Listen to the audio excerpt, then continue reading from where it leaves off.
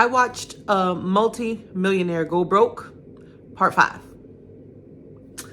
So we left off at me doing the regular things for her in the house, staying overnight, her paying me an extra $200 a month, blah, blah, blah, blah. But I think I need to take a step back and kind of explain to you, before I move forward with like how much really she's worth. I think I need to step back and explain to you, a little bit about her past, because time went on. We just kept vibing, getting closer. Our families became blended. She started getting like visitation rights to her youngest son. The older one, he could come and visit her when he wanted to, when he was home from school by this time. And we used to kick it. We used to just kick it. My son would come over. We'd watch movies. We'd go out. My son and her son would hang out sometimes to movies and stuff like that. It was we were like a blended family. And we had our places when we worked and we played. And that was a beautiful thing. So time went on. But let me go backwards to how she came about all the money I'm about to tell you about, what she had. So her history was, she came to America very young, a young bride. She married in her country. She came here. They, worked regular jobs. They were not wealthy. They didn't come from wealthy families. Regular old families, which in their region of the world was rare. Well, they had poor, in some third world countries, poor. I wouldn't say third world, but some countries, poor is poor. Rich is rich. Like mega million, like rich, like oil money rich. Okay?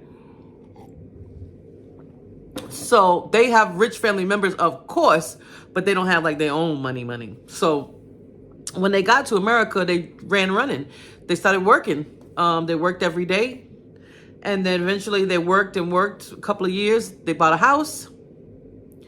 And they kept working, and then they rented that house out and bought another house.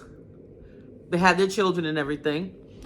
And then they rented that house out and bought another house to live in. And I guess at that point, they was like, we're not going to rent out any more houses anymore. We're going to leave residential property and go to commercial property. And then that's when it started happening. So the first initial purchase was a gas station. Now, these are young business people. A gas station. Then they bought another gas station. Then they bought another gas station.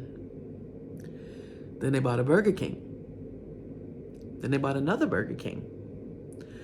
So when time rolled on, they might have had, like, I can't even tell you how many gas stations, but they had about 27 Burger Kings.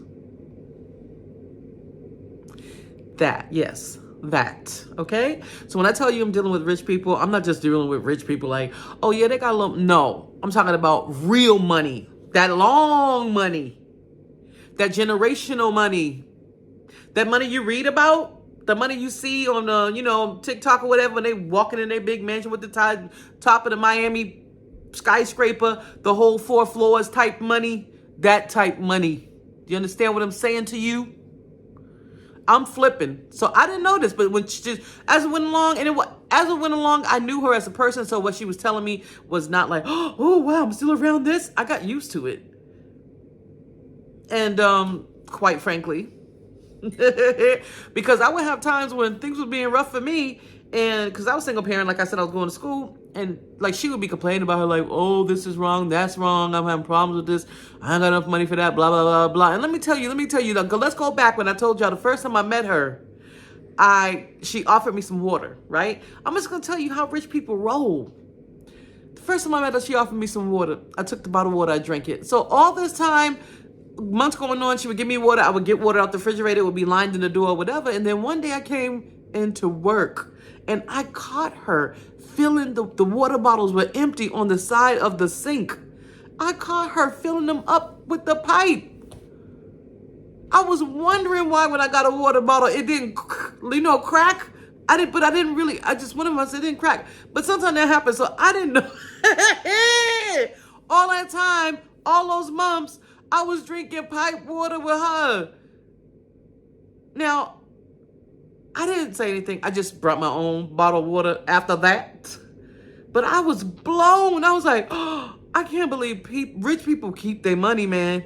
Whatever, by any means necessary, okay? So I just want to throw that in there because I thought about that water. Well, I guess I was drinking my coffee anyway. So, yes, so that's how they started. So then,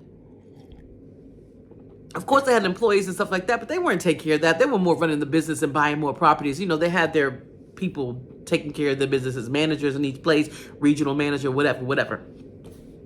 And the husband had a personal assistant, which was male, and then he got a female, a blonde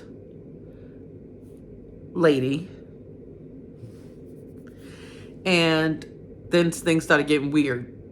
She found him, he had bought another property. She didn't know about it. Blah, blah, blah, blah, blah, blah. All of a sudden, they was a couple.